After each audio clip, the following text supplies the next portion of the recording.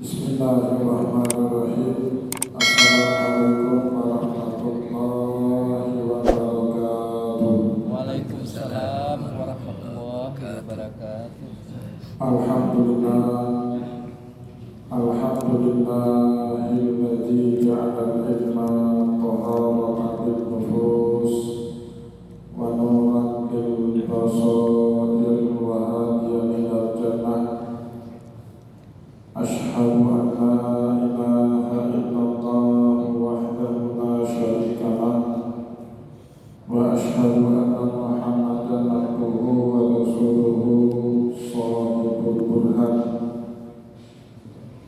Allahumma shalli wa sallim ala rasulika karim Muhammad sallallahu alaihi wasallam wa ala alihi wa ashabihi wa man tabi'ahu bi ihsanin ila yaumiddin.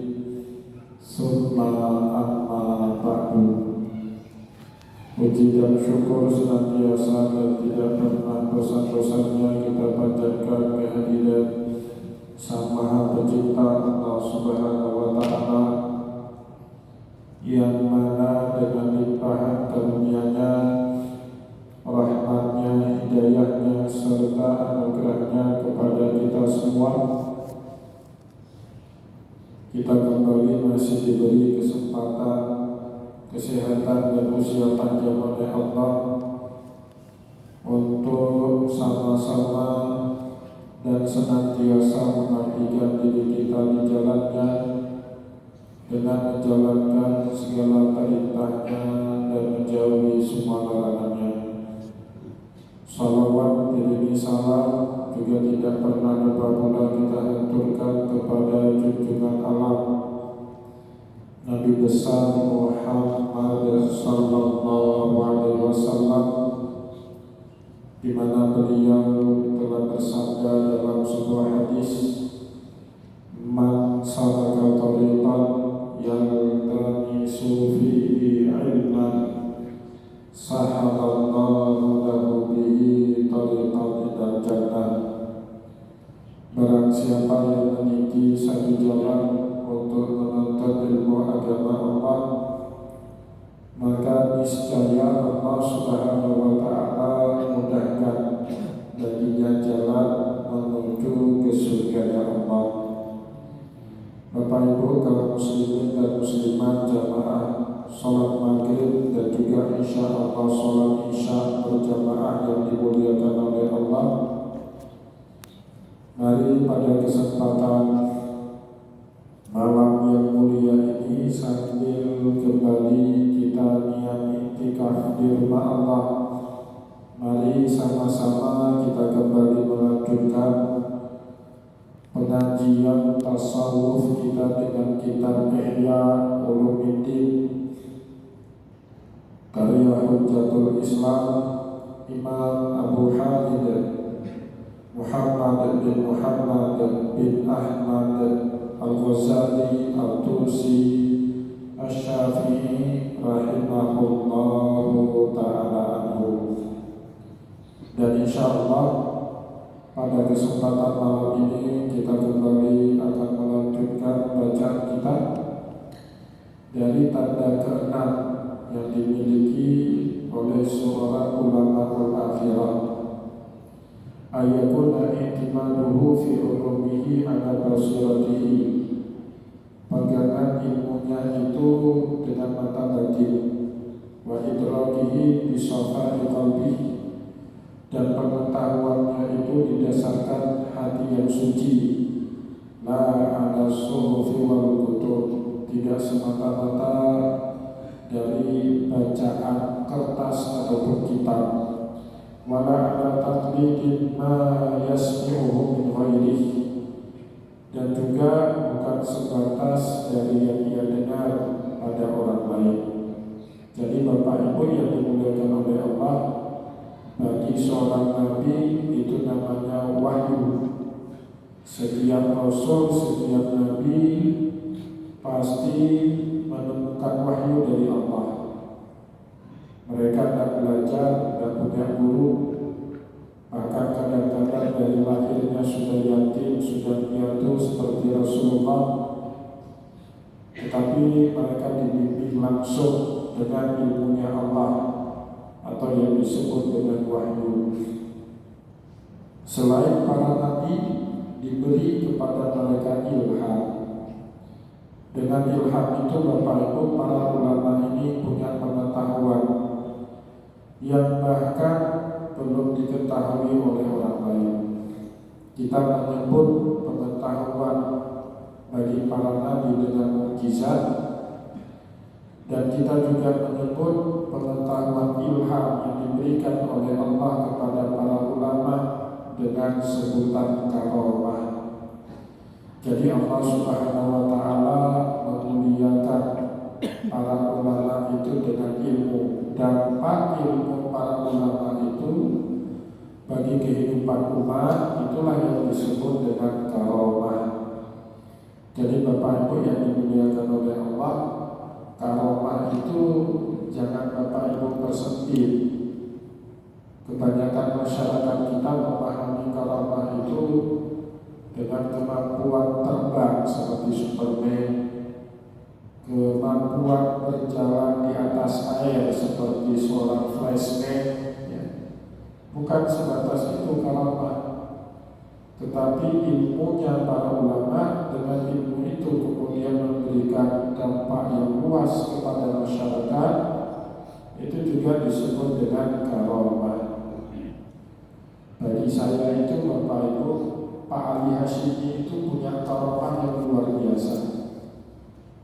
Di tahun 60-an, saat masyarakat Aceh masih miskin, masih bodoh, masih sangat kolonisme, beliau mencetuskan membangun perguruan tinggi. Menurut ilmunya beliau, Aceh ini bisa maju cuma dengan ilmu dan pengetahuan.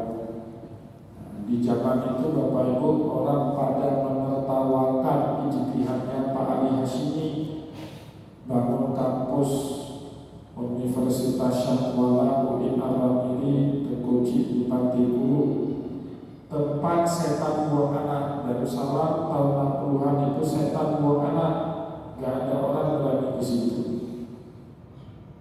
Pak Ali Hashimi tutup telinga, gak open, orang bilang apa, istiqomah beliau lakukan. Bapak Ibu, semua ini dididik di dua kampus itu jariahnya Pak Ali Hashimi. Bagi saya itu karomah.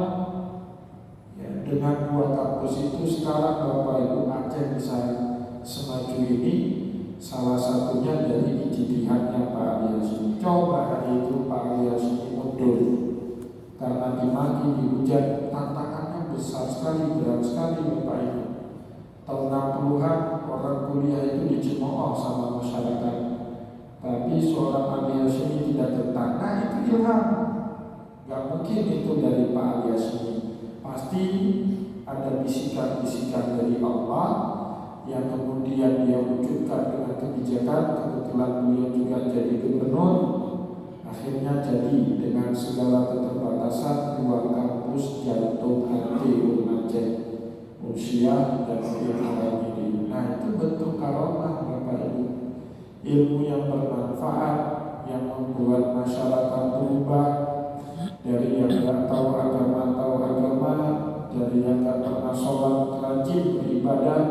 Itu karomah Bapak Ibu. Jadi jangan pernah membatasi karomah dengan hal-hal yang klinik, yang bisa ini, bisa itu, bisa tebak ini, bisa tebak itu iya bahagian daripada karomah. Bapak Ibu kaum muslimin dan muslimat, jamaah pengajian yang dimuliakan oleh Allah. Oleh sebab itu ada hal yang berbeda. Ilmunya para ulama akhirah ini harus didasarkan oleh mata batin yang tajam, sehingga dia bisa melihat dan memikirkan dan merasa apa yang tidak bisa dirasa dipikirkan oleh orang banyak.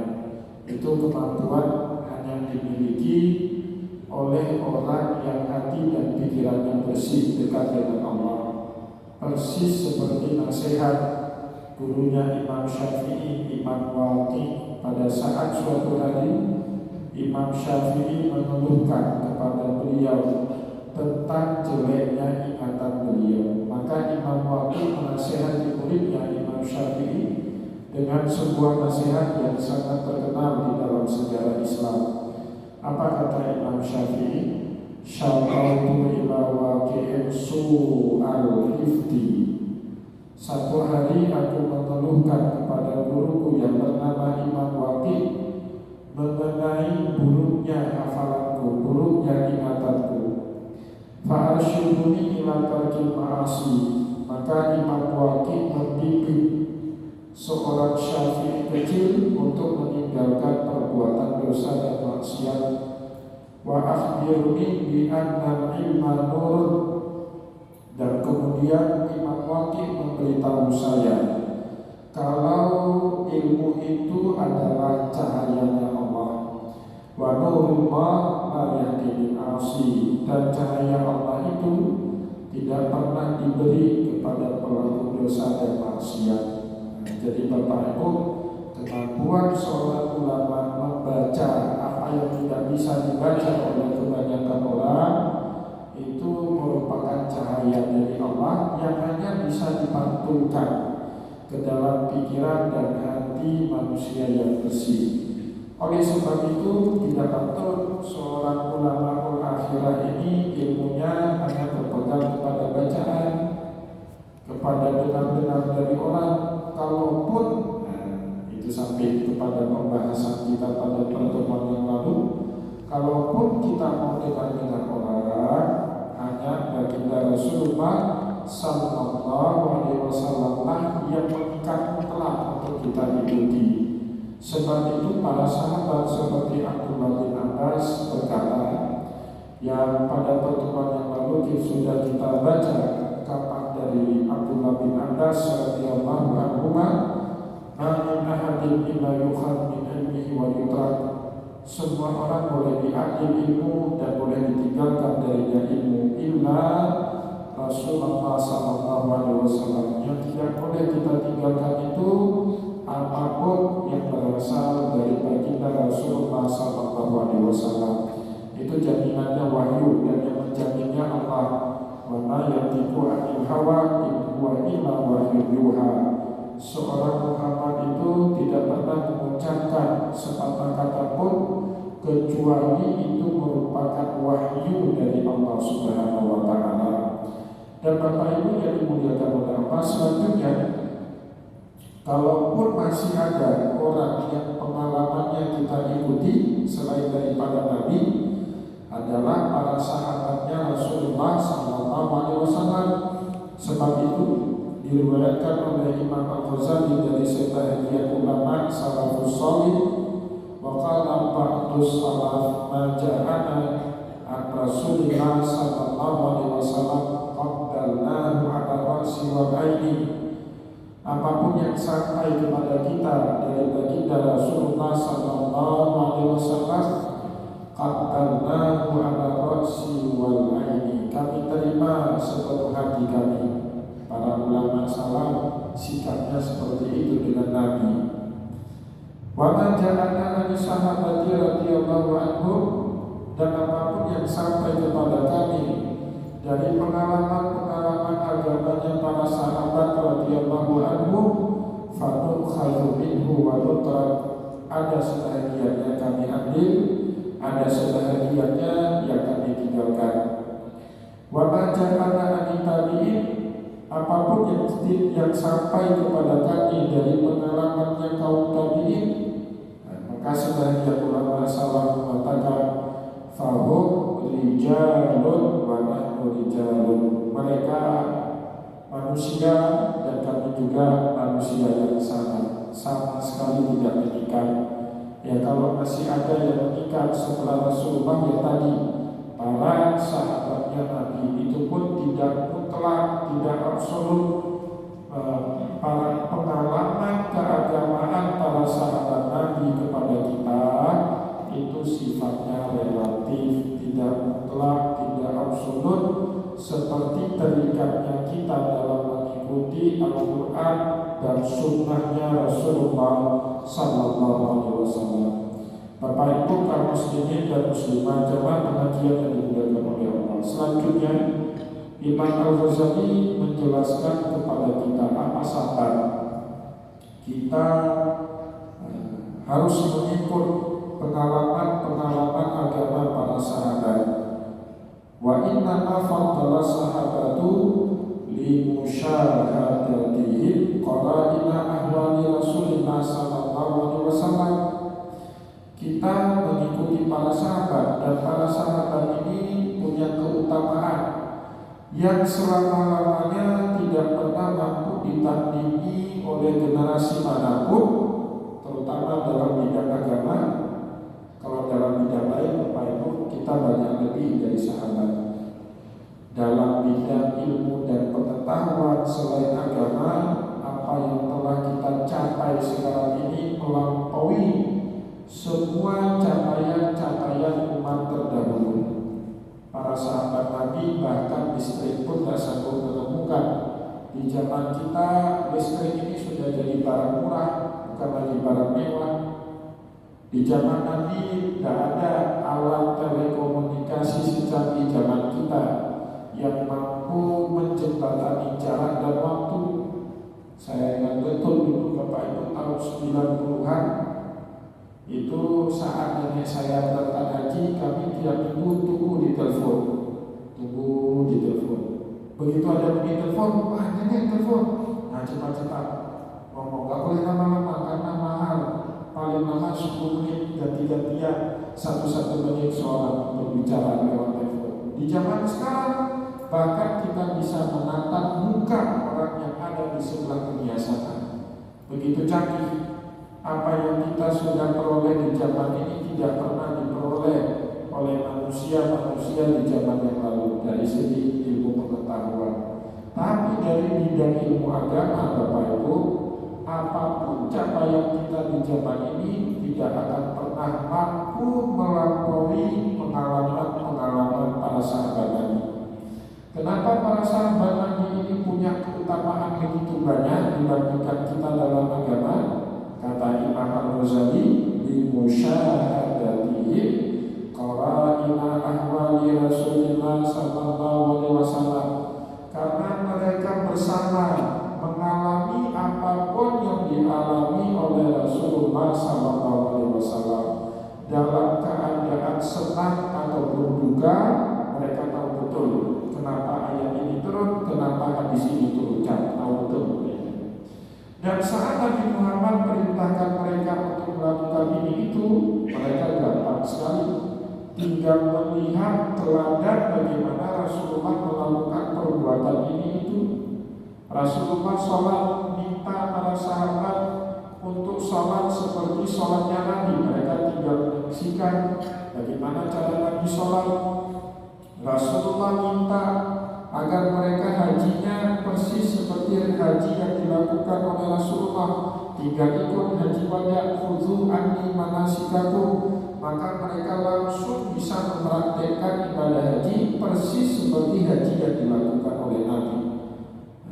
Dan wa ittila qulubihim umuran udrikat bil qara'in. Oleh sebab itu pengetahuan batin mereka, hati mereka terhadap perkara-perkara agama udrikat bil qara'in, mereka pahami langsung dari keseharian pengalaman hidup Rasulullah sallallahu alaihi wasallam.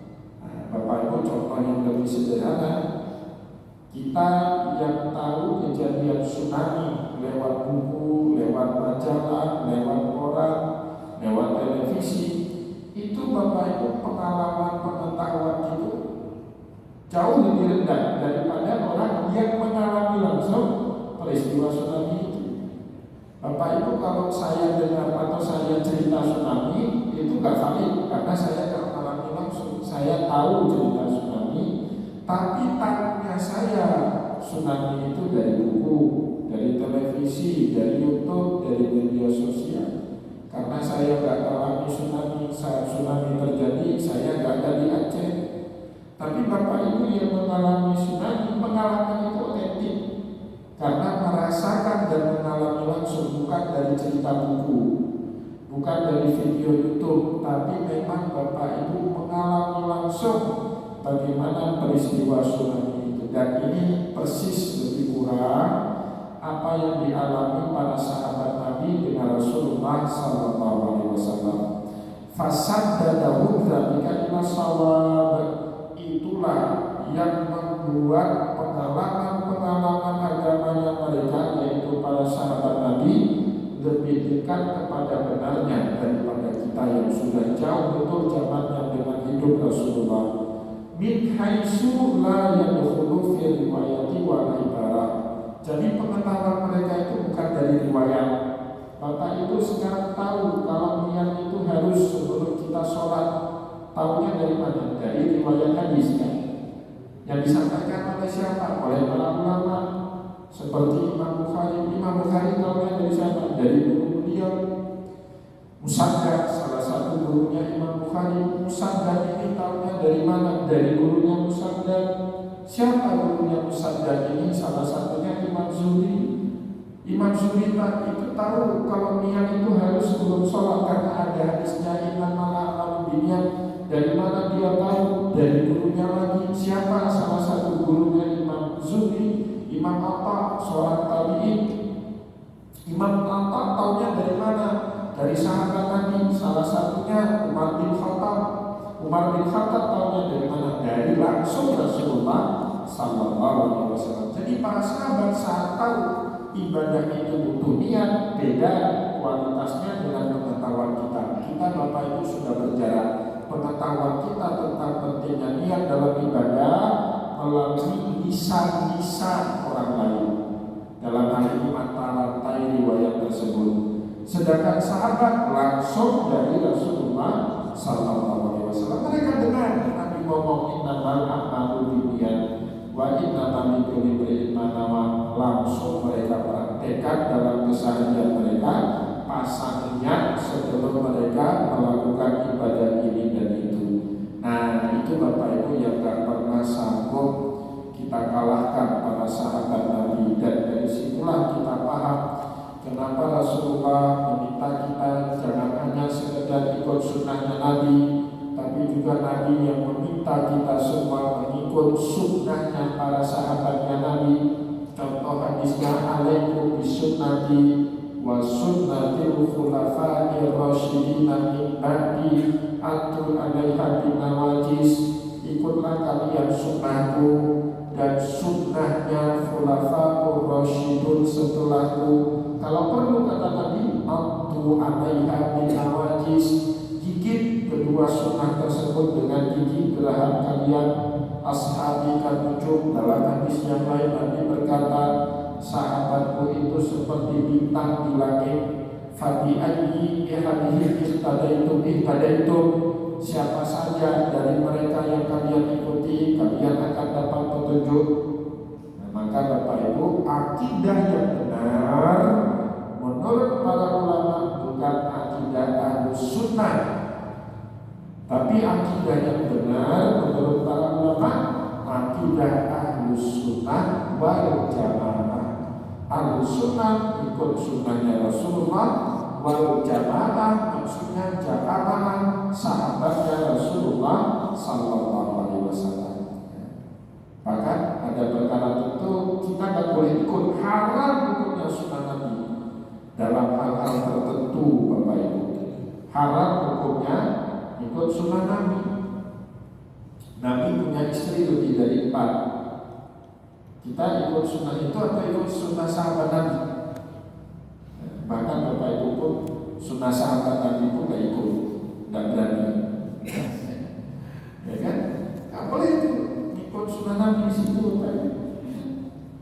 Rasulullah boleh menikahi perempuan tanpa mahar. Kita gak boleh. Dan mahar itu salah satu wajib nikah. Kalau Rasulullah boleh, wa ra'atun mu'minatun in wahabat nafsaha Nabi. Dan perempuan mukminah boleh menghibahkan dirinya untuk dinikahi Nabi tanpa mahar. Khalisatan laka min dunil mu'minin. Itu hanya boleh untuk Nabi, tidak boleh buat kalian.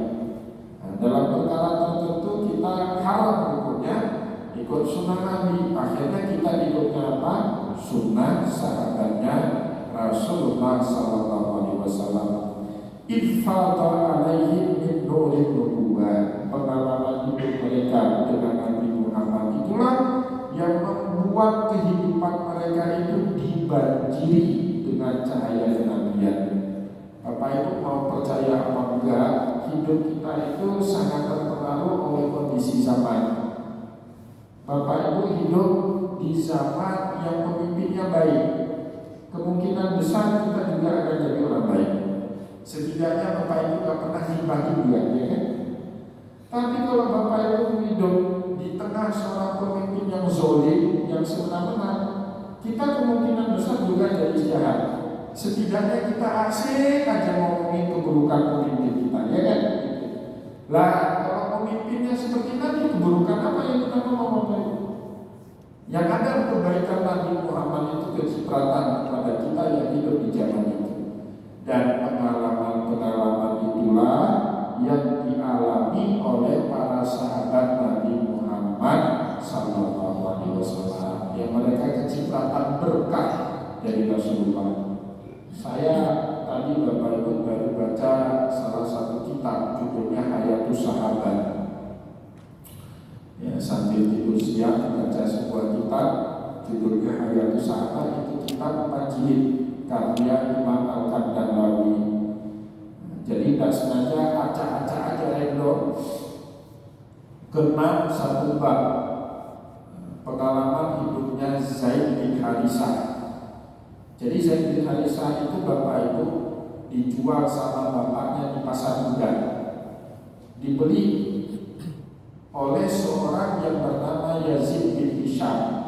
Yazid bin Hisham ini siapa? Sepupunya Khadijah. Dibeli usianya 8 tahun.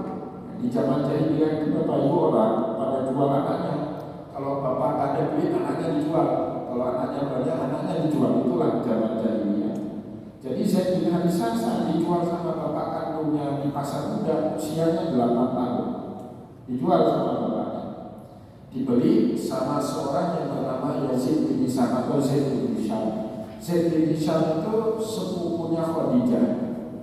Ya, karena Yazid bin Hisham ini Bapak Ibu punya hutang budi sama Khadijah, maka suatu hari sebagai tanda balas jasa budaknya ini dihadiahkan kepada Khadijah. Maka Khadijah suatu hari nikah dengan Rasul. Semenjak itulah Zaid bin Harisah berubah namanya, diangkat anak sama Nabi, sehingga dia bernama Zaid bin Muhammad sebelum dilarang sama Allah mengadopsi anak atau atabani. Nanti belakangan itu dibatali itu sama Allah dengan ayat ud'uhum bi abaihim wa aqsatu indallah.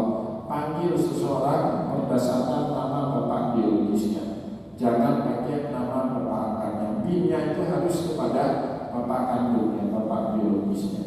Jadi Bapak Ibu singkat cerita, sebelum Islam itu sebelum Muhammad jadi nabi ceritanya. Jadi Rasulullah kan nikah dengan Khadijah 25 tahun. Nah saat itu Zaid sudah sama Khadijah itu. Kemudian diangkat anak, dirawat dengan baik sama Rasulullah.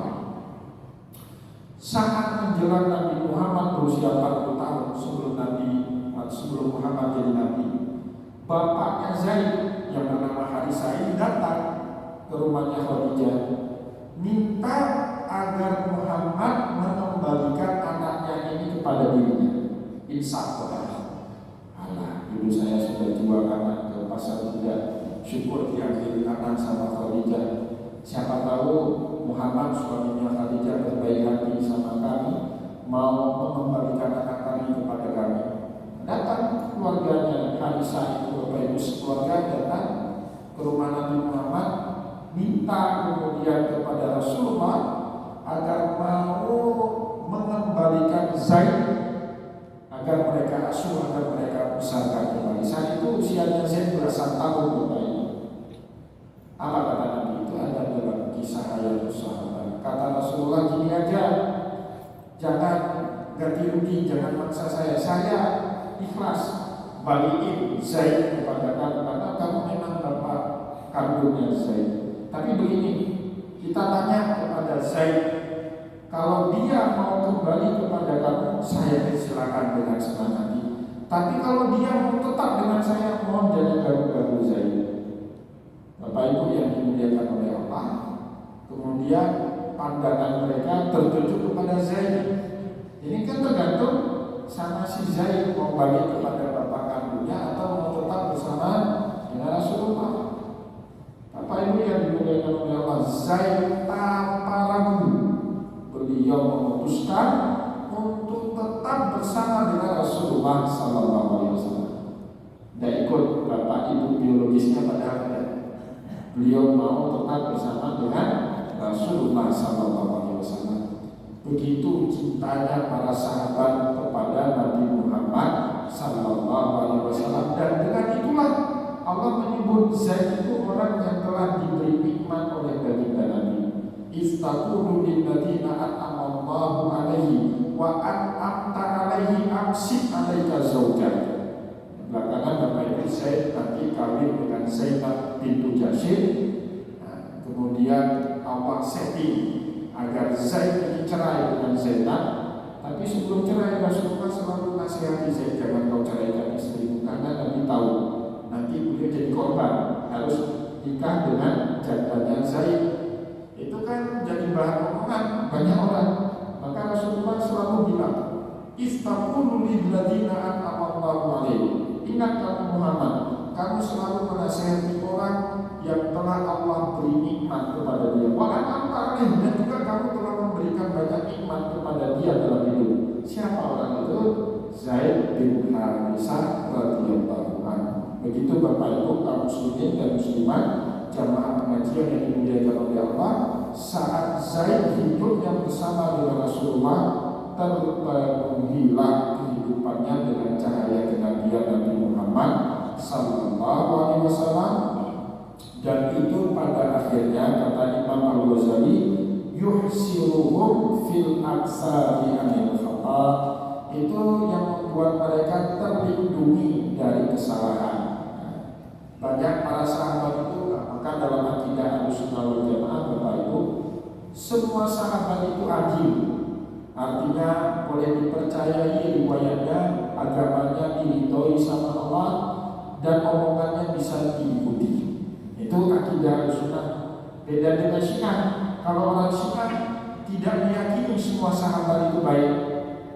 Kalau kita Ahlussunnah wal Jamaah pegangannya firman Allah, laqad taballahu 'alan nabi, Allah telah menerima taubatnya Nabi, wal muhajirin wal ansar, begitu juga kaum muhajirin dan ansar, wal ladzina tabauhum, dan siapa saja yang mengikuti mereka, radhiyallahu anhum wa radwan. Allah Subhanahu wa taala semua terima taubatnya mereka. Bahkan ada 3 orang sahabat Nabi yang gak mau ikut perang dalam perang Tabuk. Hilal bin Umayyah, Ka'ab bin Zuhair, itu mereka gak mau ikut perang. Dan gak mau ikut perang dalam Islam itu dosa besar. Bapak Ibu lihat, wa tawalla yaumaz zahfi namanya. Lari dari medan tempur itu dosa besar.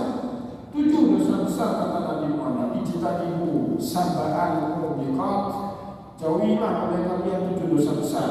Sahabat tanya, Bapak ya Rasulullah, apa saja itu 7 dosa besar itu wahai Rasulullah? Salah satunya kata Nabi Muhammad, wa tawalla yaumaz zahfi, lari dari medan tempur. Ada 3 orang sahabat Bapak Ibu cari alasan itu supaya dia ikut jihad. Tapi taubat mereka pun diterima sama Allah.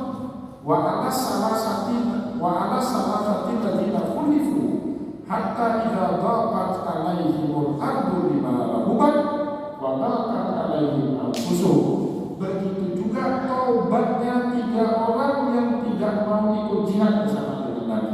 Allah Subhanahu wa taala terima.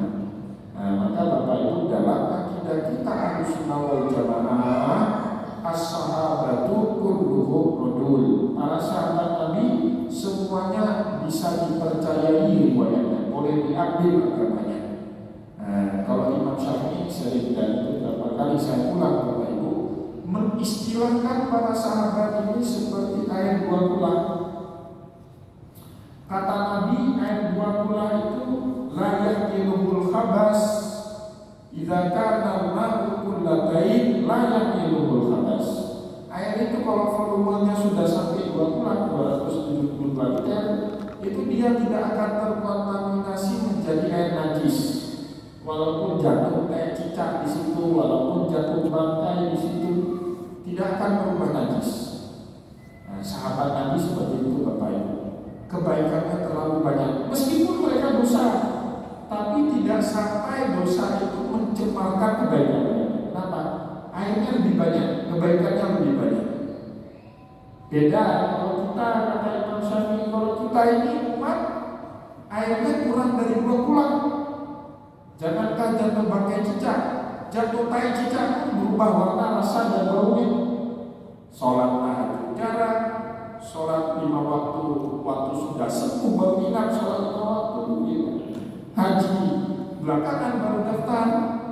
Puasa baru-baru ini penuh, zaman dahulu tidak pernah puasa. Zakat baru sekarang sadar. Nah, kita beda para sahabat Nabi, mereka air 2 bulan.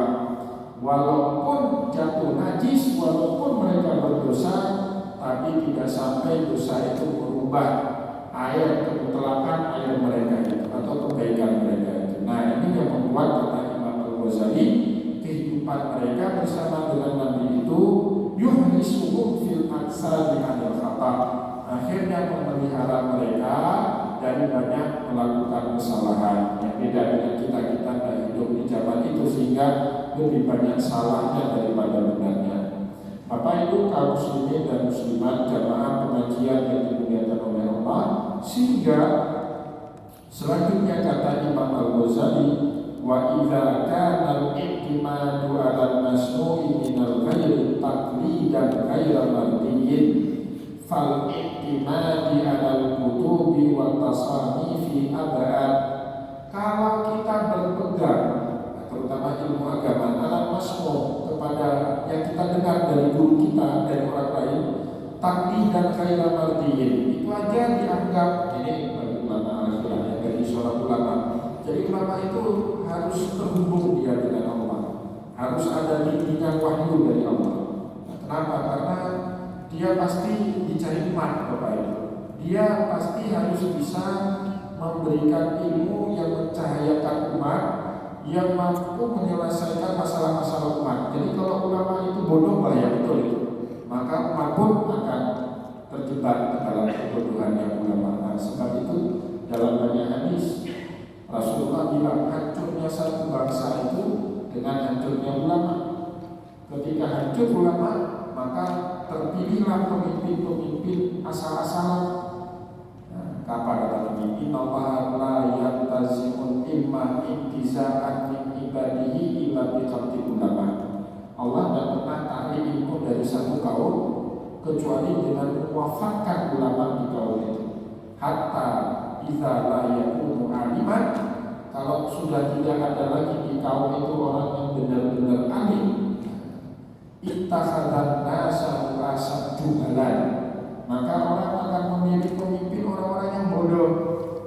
Kenapa Bapak Ibu? Masyarakat ini kan semua kapasitasnya nggak sama.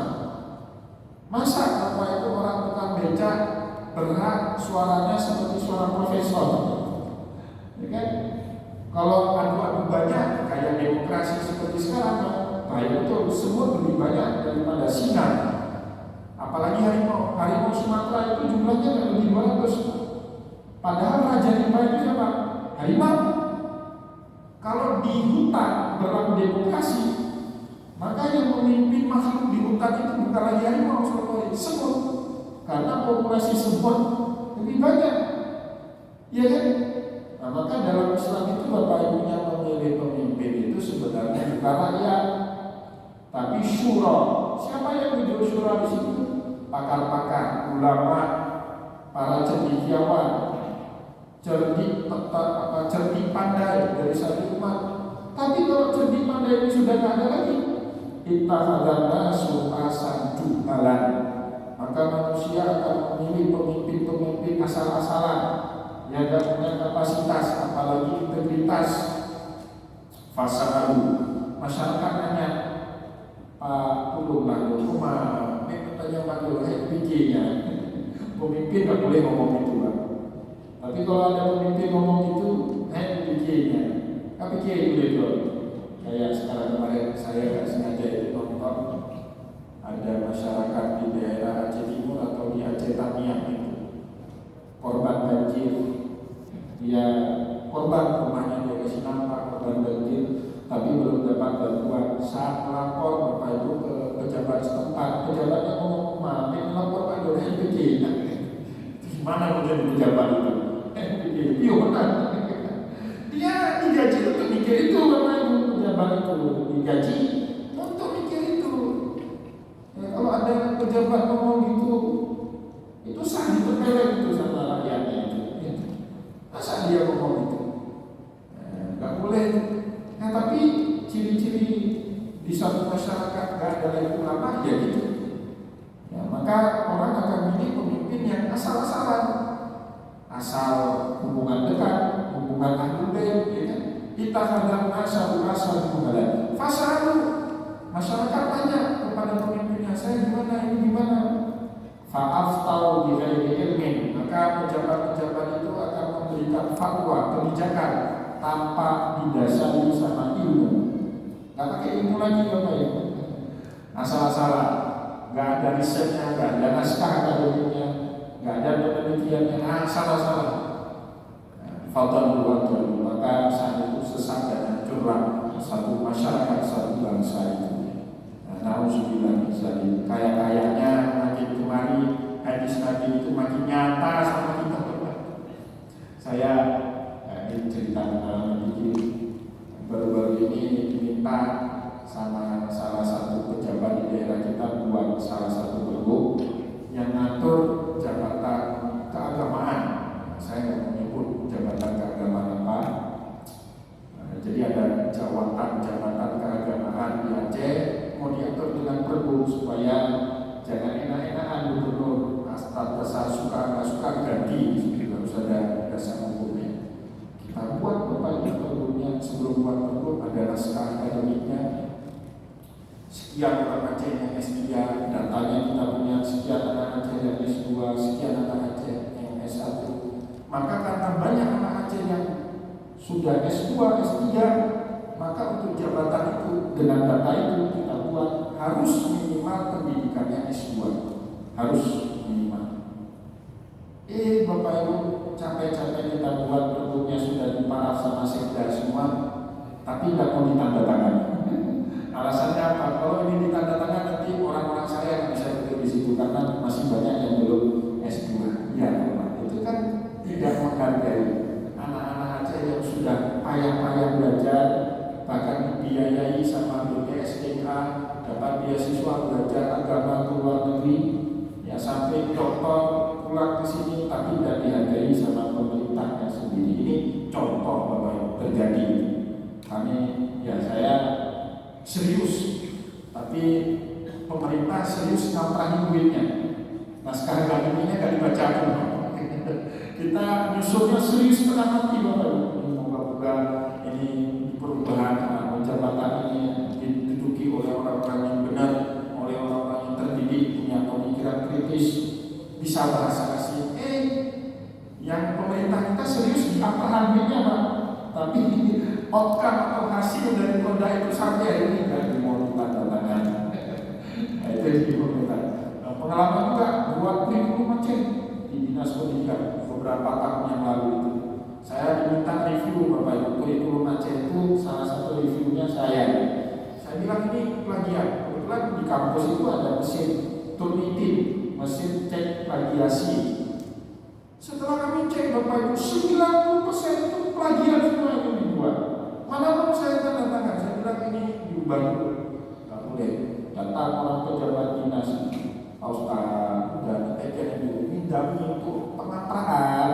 Nggak bisa, kalau udah diaprah nggak kerja lagi, itu juga nggak bisa. Akhirnya saya ngetekan ke orang Pak. Singkat cerita dibuat SK baru nggak ada lagi nama saya, nggak apa-apa. Di pemerintah kita itu aduh. Yang penting cari duit. Sampai sekarang nggak jadi itu kurikulum Aceh itu. Yang bagi saya itu yang dinas-dinas pendidikan dulu dosa dunia akhirat, ngaprahinnya miliaran Bapak Ibu. Kurikulum Aceh nggak jadi.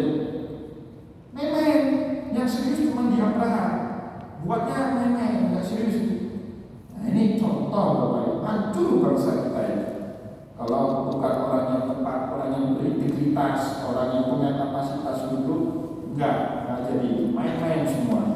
Tapi giliran praktek terus. Nah yang penting daminya dulu, dami itu cecek, cetakan cecek. Gimana ini? Mau dipertanggungjawabkan? Nggak bisa ya. Nah tapi seperti itulah keadaan masyarakat kita. Moga-moga Bapak Ibu, kaum muslimin dan muslimat dalam pengajian yang dimuliakan oleh Allah, dengan pengajian seperti ini bisa membentuk integritas kita ya. Harga diri itu pada integritas Bapak Ibu. Kalau orang nggak ada integritas tadi, nah, nggak ada yang patut dibanggakan dari kita sebagai manusia. Saya mohon maaf jika ada yang tidak berkenan. Wallahu muwaffiq ila aqwamit thariq wa nasrul ila aqwamit thariq. Wassalamualaikum warahmatullahi wabarakatuh. Waalaikumsalam.